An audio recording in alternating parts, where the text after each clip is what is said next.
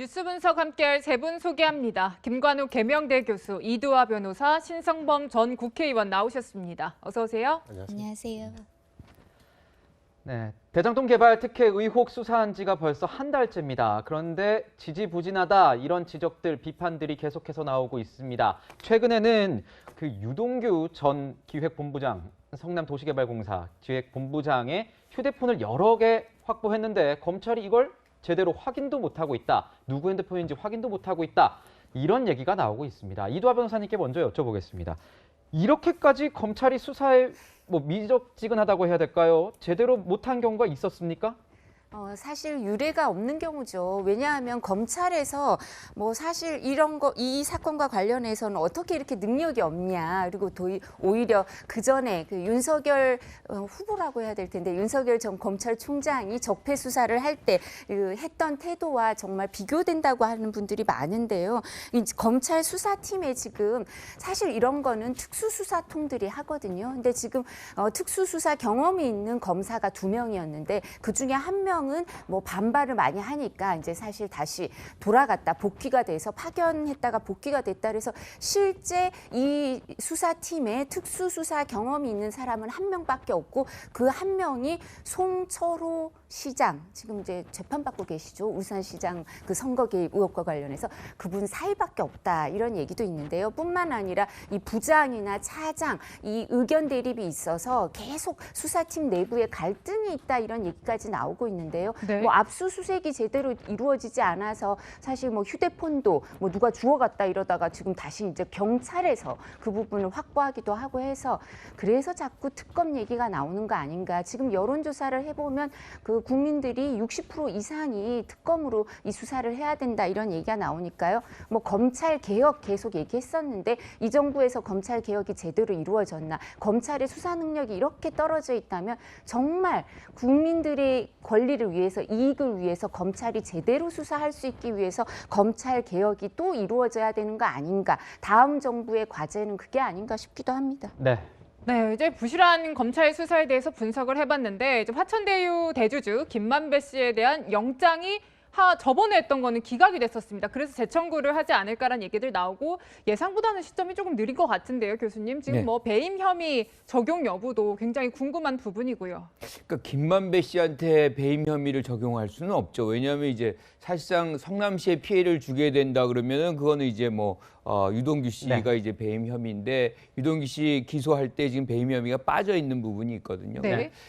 지금 김만배 씨 같은 경우는 지금 뇌물을 준 것으로 지금 혐의가 잡혀 있잖아요. 그러니까 예. 그 부분에 관해서 이제 뇌물 혐의로 구속영장을 다시 청구한다 그러면 이거는 명확하게 아마 이번에는 될 가능성이 매우 높고 또 남욱 변호사라든가 정영욱 회계사 같은 경우도 지금 3억 5천만 원을 유동규 씨에게 줬다는 것이 나와 있잖아요. 이건 명백한 지금 뇌물이기 때문에 이분들에 대한 어떤 영장 청구 문제는 사실상 시간의 문제다. 그런데 시간의 문제인데. 전번에 이제 김만배 씨 기각이 한번 된 적이 있잖아요. 그렇죠, 그러니까 네. 조금 더 신중하게 하는 것이고 지금 우리가 이제 여러 가지 얘기가 안 나오는 거는 피의사실 공표가 이제 사실상 금지되고 이것을 안 하고 있기 때문에 지금 이런 현상들이 벌어지는 것 같은데 어쨌든 국민들의 관심사가 지금 모아져 있기 때문에 검찰은 좀 속도감을 좀 높일 필요는 있겠다 이렇게 생각합니다. 네. 네.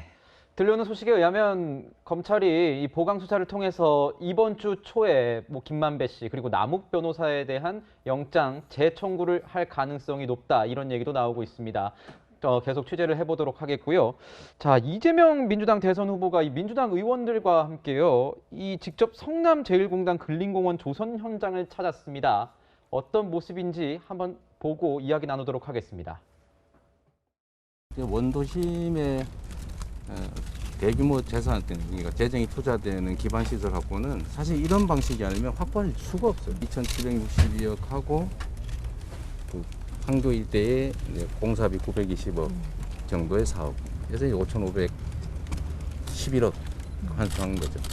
근데 이거 사실 그냥 뒀으면 그 대장동 아마 그 빨간색 들어가는 사람들이 잔뜩 전부 다 가졌을 거 아닙니까? 여기도 주상복합 개발을 하려고 했고 대장동도 민간 개발해서 다 가지려고 했는데 그게 다 그 국민의힘 그 유력 정치인하고 관계가 있었거든요. 그게 둘 다 좌절됐으니까 얼마나 날 미워했겠어요. 네. 아까 말씀하신 대로 유동규 전 본부장에게 만약 배임 혐의가 적용이 된다 하면 아마 이재명 지금 민주당 후보도 그 수사의 어떤 대상에 오를 가능성이 없지 않겠죠. 자, 그런데 이런 상황에서 이 공사 현장을 찾았습니다. 그러더니 이런 말을 했습니다. 국민의힘 세력들, 정치인들하고 이게 관계가 있었기 때문에 대장동 같은 경우에 그 빨간색 사람들이 아마 가져갔을 수도 있는데 본인이 막았다 이런 식으로 본인의 공이 더 높다 이런 식으로 얘기를 하고 있는 것 아니겠습니까? 의원님 어떻게 보십니까? 이거 자체가 본인은 나는 대장동하고는 관계없다. 오히려 국민의힘으로부터 내가 일정 부분 지켜낸 것이다. 정면 돌파하는 이런 모습 같아요. 처음부터 똑같은 이야기였잖아요. 그러니까 저기가 간 곳이 뭐냐 하면은 그 공원 조성 사업이잖아요. 다시 말하면 2,700억을 받아내서 공원 만들고 있다는 곳에 가서 자기 치적을 차라는 거죠. 그 한 말이 뭡니까? 유례 없는 대규모 공공 환수 사업은 그 자체로 인정받고 싶다는 취지인데 저는 약간 좀 의아해요. 그러니까 네. 지금 아시는 대로 이재명 후보는 정면 돌파를 한다고 생각하지만 국민들이 믿어주겠습니까? 첫째는 가장 핵심인 공공 환수도 좋은데 그 인정한다 치더라도 국민들이 궁금한 것은 왜 이렇게 많은 8천억 가까운 돈을 극소수의 부동산 작전 세력에 넘어갔냐는 부분에 대한 답을 기다리는 건데 결국 똑같은 말을 반복하고 있는 거란 말이에요. 그러면 예를 들어서 그러면 자기는 보고를 안 받았다 그랬잖아요. 다시 말하면 그 수익 배분 구조에 대해서는.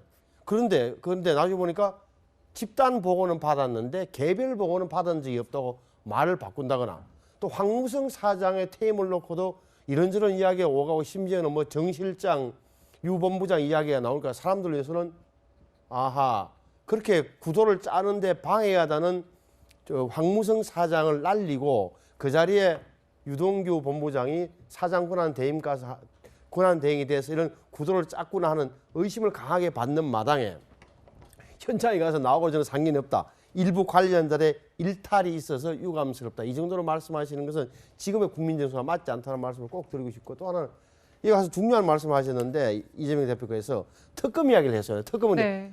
법을 만드는데 한두 달, 구성하는데 한두 달 그 사이에 선거 다 지나갑니다라는 취지인데 지금 알고도 저 말씀하시는 건데 우리 상설특검법이 있어요. 2014년 7년 전에 만들어진 상설특검법에 의하면 국회 의결 안 거치더라도 법무부 장관, 박범계 법무부 장관이 결심하면 네. 그 상설 특검 특별검사 추천위원회가 만들어져서 그렇죠. 5일 안에 네. 2명을 올리고 그럼 대통령이 2명 중 1명을 3일 안에 하면 돼요. 논리적으로 보면은 8일이면 특별검사를 임명할 수 있는 구조가 돼 있는 거예요. 그걸 피해가는 말씀을 계속하고 있다. 네, 그런데 이 현장 방문을 두고 야권에서는 비판이 나왔잖아요. 변호사님, 범인은 항상 범죄 현장에 나타난다 이런 논평까지도 냈던데요. 예, 뭐 그거는 이제 사실 이제 캠프에서 논평을 낼 때 그렇게 낸 거고요. 이제 무엇보다도 이재명 후보 주장대로 하더라도 사실 그렇다면 이제 특검을 받아서 이 부동산 정책이 뭔가 현실에서 이루어질 때 어떻게 불합리하게 이루어졌는지 그거를 특검 받아가지고 지금 국민들이 수사를 신뢰하지도 않을 뿐더러 특검을 원하고 또 검찰 수사가 제대로 이루어지지 않는다면 빨리 이루어져서 특검이 이루어져서 어떻게 제도를 개선해야 될지 답이 거기서 나올 수도 있거든요. 그러니까 지금 부동산 정책을 어떻게 하겠다 이렇게 말해봤자 국민들이 얼마나 신뢰하겠습니까? 왜냐하면 지금 여론조사 해보면 이재명 후보한테 책임이 있다고 믿는 국민들도 50%가 넘는다 이런 여론조사들이 나오거든요. 그러면 거기 그 불안정성을 없애야 될 거 아니에요? 그냥 공약을 제시하는 게 아니라 그렇다면 특검 수용해서 우리 신 의원님이 잘 설명해 주신 것처럼 상설 특검하면 빨리 해결되니까 거기에서 이제 불안정성을 해소해 주는 게 국민들을 위한 길이 아닌가 싶고요. 사실은 국감할 때 이제 서울시 국감을 할 때 오세훈 시장이 청라 마곡지구랑 대장동이랑 비교하는 걸 많이 해줬어요. 그래서 네. 지금 이제 전문가들이 얘기하기에는 이 경우에 너무 이례적이고 처음 하는 시도가 많았다. 근데 보통 공무원들이 처음 하는 시도를 하면 신의 감사도 하고 또 여러 가지 감사를 거칠 수가 있어요. 근데 성남시가 이상하게 특이하게 10년 동안 감사를 한 번도 안 받았다 그러더라고요. 그러니까 이 부분에 대해서 객관적인 이 이 배임죄로 이제 수사를 하면서 밝혀져야 되겠지만 감사나 이런 걸 통해서 밝혀진 부분이 없으니까요. 수사를 통해서 누가 뭘 잘못했는지 밝혀내고 그리고 정책에 반영을 하면 되는 거고요. 그리고 꼭 하나 말씀드리고 싶은 게 지금 이제 뇌물죄는 다 인정된다고 말씀을 하시고 영장도 나올 거다 이런 말씀도 하시고 이랬는데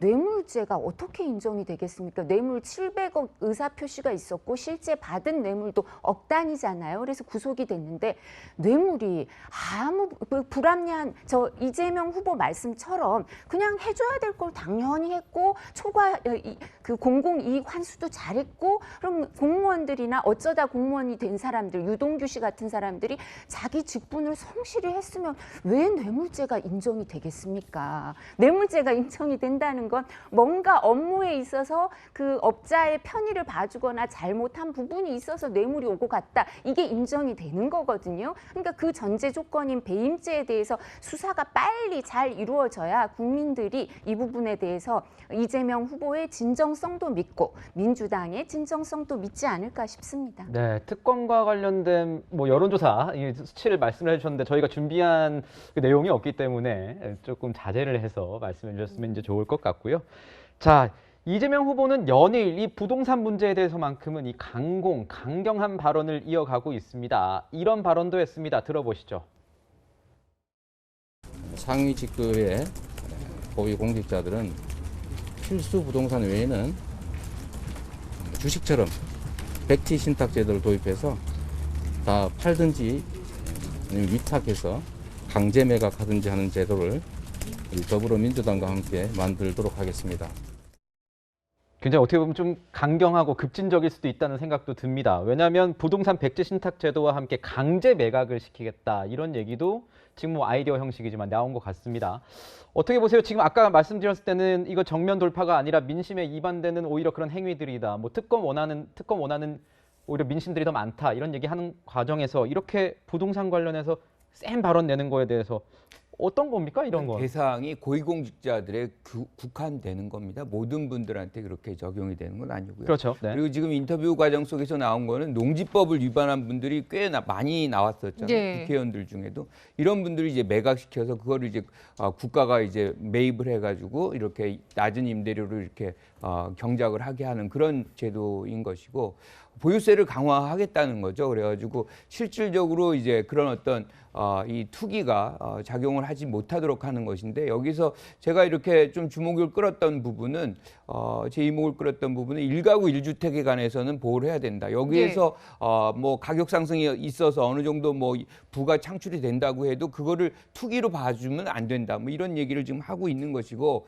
아까 이제 대장동 문제는 두 가지로 우리가 봐야 될 것 같아요. 그러니까 하나는 이제 본인도 국민의 분노가 있다는 걸 알고 있는 것이고 그런 과정 속에서 유동규 씨가 뭐 교류가 있었다 그러면 그거는 뭐 굉장히 이제 잘못된 부분이라고 얘기를 분명히 합니다. 그럼에도 불구하고 이제 공공 환수는 대규모로 이루어졌다는 것, 이 부분은 분명히 잘된 부분이라고 얘기하는 것이고 이 민간 업자들이 이렇게 많이 가져가는 방향을 이제 그렇지 못하게 이제 하겠다는 것이고 그래서 민주당 의원들이 지금 대장동 방지법을 얘기하고 있거든요. 예. 이 얘기는 뭐냐면 다른 지역에서도 많은 경우에 이렇게 엄청난 규모의 수익을 민간업자들이 가져갔다는 얘기고 지금 부산에서도 뭐 그 정도의 어떤 일들이 있었다는 거 아닙니까? 그래서 이런 거는 제도적으로 좀 접근을 해서 이제 방지해야 된다는 것이고 저는 대장동 문제에서 가장 핵심은 사실상 이 5,503억이라는 것은 먼저 이제 성남시가 가져가고 나머지 거를 사실상 이 하나은행 이 컨소시엄이 이제 가져가는데